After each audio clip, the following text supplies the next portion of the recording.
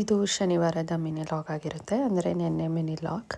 ಬೆಳಗ್ಗೆ ಎದ್ದೇಳಬೇಕಿದ್ರೆ 8:30 ಆಗೋಗಿತ್ತು. As usual ಇದ್ದ ತಕ್ಷಣ ದೇವ್ರ ಮುಖ ಎಲ್ಲ ನೋಡಿ ಫ್ರೆಶ್ ಅಪ್ ಆಗಿ ಬರೋ ಹೊತ್ತಿಗೆ 9:20 ಆಗಿತ್ತು. 9:20 ಆಗೋಗಿತ್ತು. ಆ್ಯಸ್ ಯೂಶ್ವಲ್ ಫ್ರೆಶ್ ಅಪ್ ಆದಮೇಲೆ ಒಂದು ಗ್ಲಾಸ್ ಬಿಸಿನೀರು ಕುಡಿದು ಹಾಗೆ ವಾಕ್ ಮಾಡಿದೆ. ನೋಡಿ ನಮ್ಮಮ್ಮ ಇಲ್ಲಿ ರಂಗೋಲಿ ಎಲ್ಲ ಹಾಕಿಬಿಟ್ಟಿದ್ರು.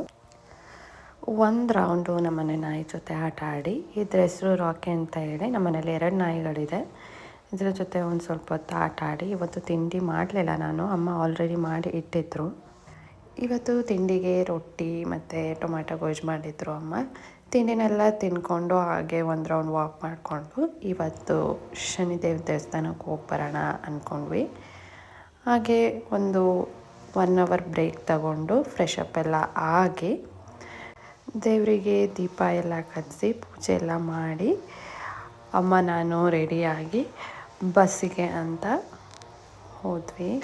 ಬಸ್ ಬಂತು. ಬಸ್ ಹತ್ಕೊಂಡು ದೇವಸ್ಥಾನ ರೀಚಾಗಿ ಅಲ್ಲಿ 2 ಬತ್ತಿನ ತೊಗೊಂಡು ಅದನ್ನು ಕತ್ತಿಸಿ ನಾವು ದೇವಸ್ಥಾನದ ಒಳಗಡೆ ಹೋದ್ವಿ.